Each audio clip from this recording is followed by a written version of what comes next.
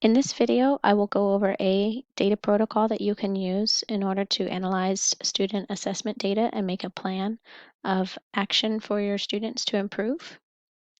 The basic materials are listed here.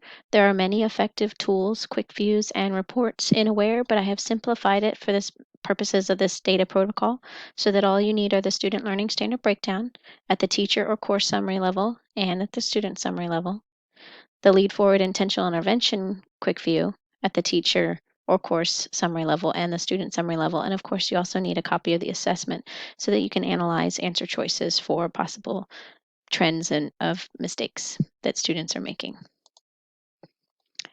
It follows this basic inquiry method that was adapted from Solution Tree, so you can use it in your PLC conversations. First, it asks who needs intervention, practice, and extension, with what skills, why, and then the most important part is how, when, and where will that intervention, extension, and practice take place. And it's also a timed protocol so that you can you can maximize the amount of time that you're spending on developing that last step, that developing the action plan. The first step is to focus on who, and in this step, you have 7 minutes if it's a 50-minute protocol. You would focus on the whole grade level or all of your courses, all of your class periods, or all of your students, and you're focusing on who is doing well and who is struggling. You would start by reviewing the percentages of students at each performance level, and to do that, you look at the learning standard breakdown by teacher or course.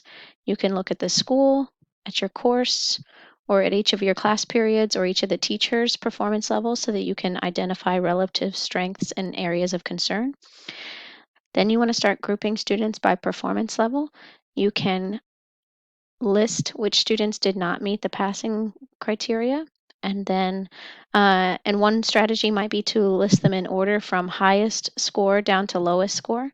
And then you can focus on the kids that did approach. Again, you could list them by highest down to lowest, the kids that were at the meets level, highest to lowest, and the master's level from highest to lowest.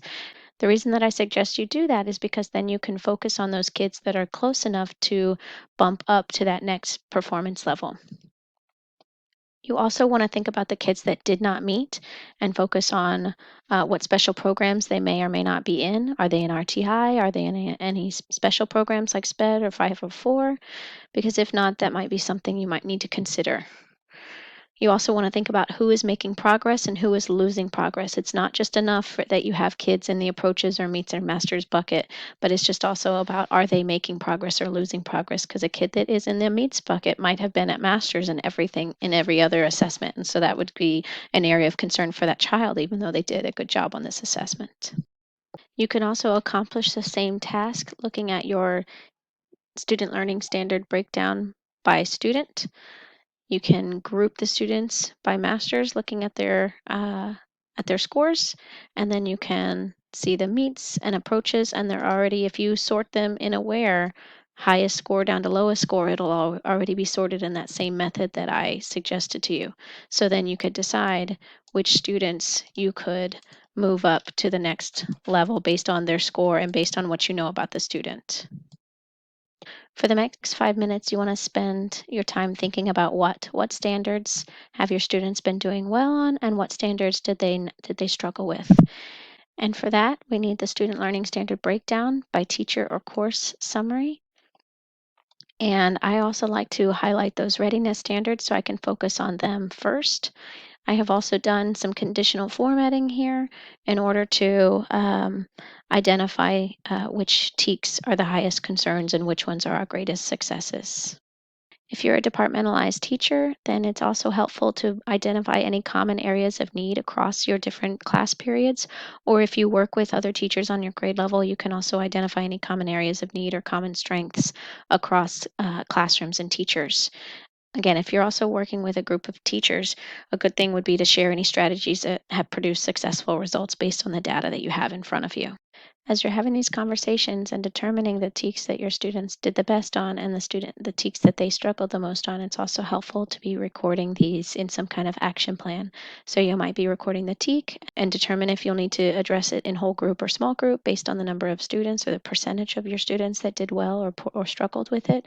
And then also don't forget to think about if it's going to be intervention or extension. Just because they did really well or just because many kids did poorly, there were some students that did well and also need to be extended on that TEK. Think about focusing not just on the lowest TEKs, but also first focusing on those readiness standards because those are the most important foundational TEKs for your grade level, and also they will be tested the most heavily on standardized testing. The next step is to think about why. So you've prioritized your TEKs that are your biggest concern. And so now you want to do a little bit more deeper analysis into the questions. And that's where we look into the intentional intervention report. In a 50-minute data conversation, you really only will have 10 minutes to look into to complete this part of the process. So it's really helpful to start first with those TEKs that you identified as the biggest areas of concern for your students. So start with the intentional intervention broken down by teacher or course. Go straight to the TEKs that you identified as your biggest area of concern. Look at the two questions, and you want to look at the percentage of students that got the correct answer versus any of the students that got the wrong answer. And you're looking for big distractors, wrong answer choices with large percentages of your students that chose that wrong answer so that you can dive more deeply into what mistakes the students made and what you can do to respond. Once you have determined a question that has a large percentage of students making an error, for example, this one right here, 53E, question 13, I'm seeing a large number of students that were choosing A. I can go down to that question on the student level of the intentional intervention, question 13, and if you have added the filter to these TEKs, you can choose that filter and find all the students that chose that wrong answer A. So you can make your flexible group action plan that addresses exactly which students are making the types of mistakes. Then as you're identifying students who are making the same types of mistakes, you want to start discussing possible reasons for those incorrect responses. And it can be a variety of different things, such as lack of content knowledge, procedural mistakes, misconceptions, academic vocabulary, or a host of other reasons. This is a great time to reach out to your content specialist in this particular area because they might have more content specific types of mistakes or questions for you to ask as you're going through this process. Then continue on in this process for as much time as you have remaining for those most important TEKs that you identified as the biggest strugglers. If you have any extra time, then I would recommend looking at finding the questions that had the most students missing it. So, what were the actual specific questions that were the most problematic? Maybe not just focusing on the TEKs, the questions related to the TEKs that were problematic. In a 50-minute data protocol, the final step and the one that we devote the most time to is the how, when, where. That's the actual action planning. And in this 50-minute plan, we've devoted 20 minutes to it. The structure or format of your action plan can look a variety of different ways, but you just want to make sure that you have the most important information being the TEK. Which TEKs are you going to be addressing? How are you going to be addressing it? Is this something you need to address in whole group with some kind of effective reteach? Is it a small group activity? Don't forget to include extension for students, not just only intervention. Think about when are you going to be doing that? Is it going to be during class? Is it going to be after school and tutoring? Is it an intervention block? When is it going to be? Who's going to be in the group and also who's going to be teaching it? And then also, it's very important to consider the activity, strategy, or content knowledge that you are going to teach them in order to address the misconception they have or to extend their thinking and learning. All NEISD employees will also have access to my data analysis folder that has some different samples and some written out data protocols for the 50-minute and 3 hour, and then some different sample action plans or action planning sheets that you might use.